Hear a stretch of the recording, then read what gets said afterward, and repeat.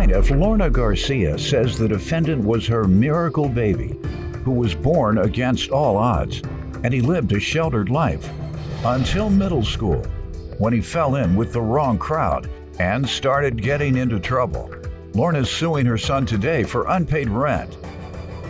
Defendant Joshua Garcia says he started using marijuana at age 8, which eventually led to OxyContin, and then a full-blown addiction to meth and heroin.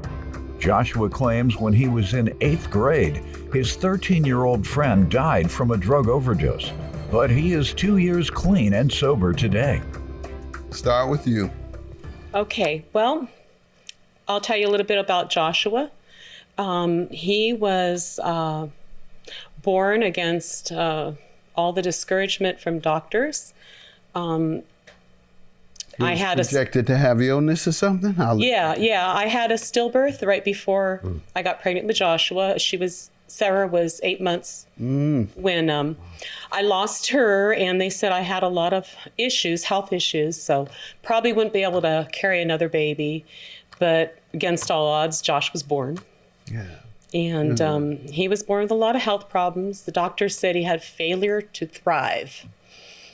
So he was losing weight and he was going to pass away. They said to come say goodbye. Against all odds, Josh was born. And he was born with a lot of health problems. The doctor said he had failure to thrive. So he was losing weight and he was going to pass away. They said to come say goodbye. Plaintiff Lorna Garcia is suing her son, who says he started smoking marijuana at age 8, and by age 17, he was addicted to meth and heroin. What was the projection after leaving the hospital? He was healthy? He actually went back and forth for a couple years to the hospital, but then he became a healthy little boy, sweet little child. Everybody loved him, very caring little boy. And about middle school, we ran into financial hardship. We had the crash of '08, and we ended up in a small little apartment after he lived a sheltered life. He was pretty sheltered, and we went into a rough neighborhood when he was in middle school. So middle school's hard anyway, but yeah, he ended up in a really rough neighborhood, and he fell into some trouble as a teenager, and I wasn't around as much as I should have been. I had to work a lot of jobs, and I also was taking care of my mom, who was very sick, old. She passed at 95 a couple years ago.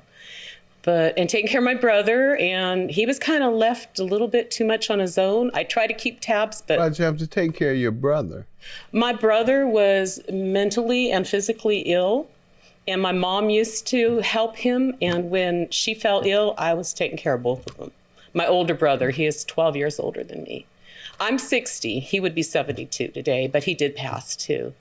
So, what are the key times of the day were you there? The most critical times for your son yes, are 3 p.m. I would check in when he got out of school. I would see where he was, come and pick him up, bring him to my mom's or to my brother's. I would try to do as much as I could and work at the same time. I was keeping on top of all that because I didn't want him to. Were you there from 7 in the morning till 9 a.m. or 8 a.m.? I was to see him off at school, and then I was working. You're saying most of your time was given to your other relatives, and perhaps that's why he may have been in a little trouble, because you didn't give him enough time. Oh, I gave him enough time. I'm mentioning the times that are most critical in a child's life, and if you attend to those hours, it doesn't necessarily mean that you don't spend enough time, and therefore the child is going to be troubled. I understand, Your Honor. Yes, I totally understand what you're saying. Yes, I was there. I was there in those critical times for him. All right. But, so how did his troubles work out? Well, he got into a lot of trouble when he was, he fell sick. He got bit by a dog at 16. So those years were kind of rough. He got into a little trouble, and I was always there. I drop everything. I'm there. Let me get some background from you.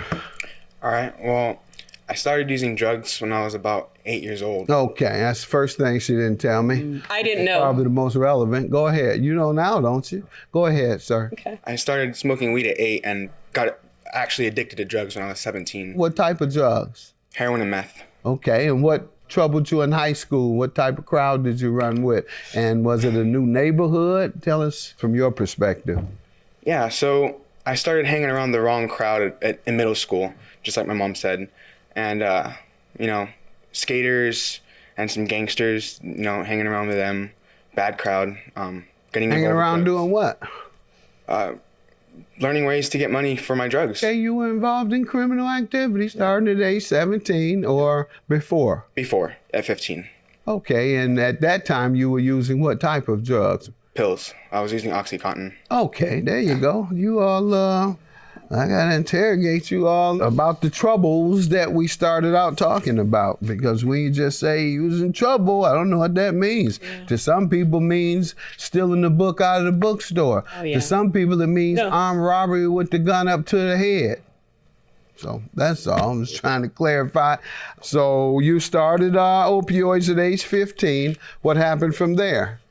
Well, at 17 I became... And no one saw you nodding out all the time? I was very functionable. I was functioning. You still nodded at some point. I did. They had some ideas, but they didn't exactly know what. Okay, go ahead. And at 17, I got addicted to heroin and meth. How long after trying Oxycontin did you begin heroin? A year, maybe. A year, because the Oxycontin wasn't getting you high enough. It wasn't available anymore. Oh, okay. And it was cheaper to get heroin. Yeah. So who would you do that with? Friends? Friends, yeah. Your age group? Yeah. Actually, when I was in 8th grade, I was experimenting with pills as well, and I have a very good friend named David that passed away from an What overdose. age? He was 13. What type of pills? Oxycontin. He choked on his vomit in his sleep. 13. Where were you all getting it from at 13? Yeah. Off the street, out your family's bathroom cabinet, medicine cabinet? From the streets. Okay. I was going to Chinatown in the area. Okay.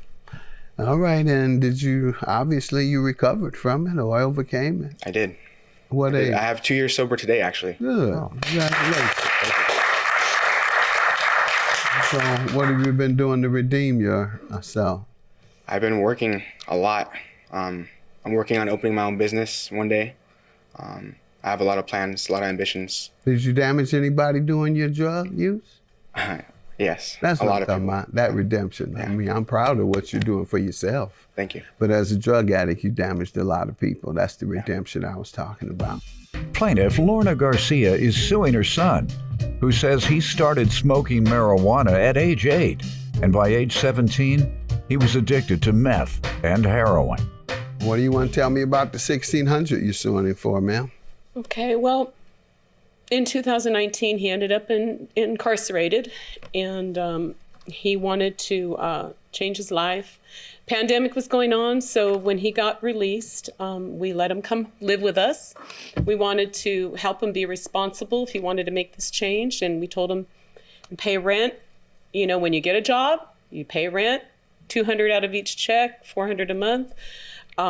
We didn't want him to have money burning in his pocket being a recovering addict. Plus, we wanted to teach him to be responsible. And so he got a job May 25th, and he started paying. As soon as he got his first check, he gave us the $200. He paid for July, and he paid for June, $400. Come August, he didn't pay.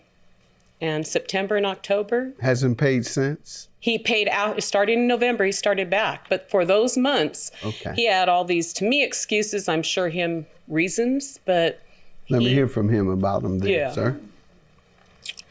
Well, Your Honor, right before I got incarcerated, I ended up getting all my belongings stolen, including my clothes, personal items from my grandpa who passed away, everything. Just had a few items of clothing. Mm-hmm. And when I got out, I didn't have any belongings, didn't have any clothes, didn't have much. And when I got a job, you know, I had to rebuild everything that I lost. So I had a lot of stuff to pay. Did you tell her that this is the reason I can't pay you? Yeah. All my things were stolen. I have nothing. And well, I also same have to things pay that rent. you're telling me. Did you tell her? Yes. And what was her response? She didn't care? Well, I mean, she understood, but I mean, I still owe rent, you know? Now I say, what did she say to you when you said, Mom, I don't have any money. I'm fresh out of prison. I can't pay because of all the excuses you gave me? You told her all that? I did. Yeah. And what did she say? She, you know, said that I have a job and I should be able to pay it. Okay. Well, don't act like you don't know what she said. My goodness, do you owe this young man or not? Yes. Oh, $1,600 is your judgment. I can't pull teeth. I'm not a dentist. Have a good day. Thank you, Your Honor.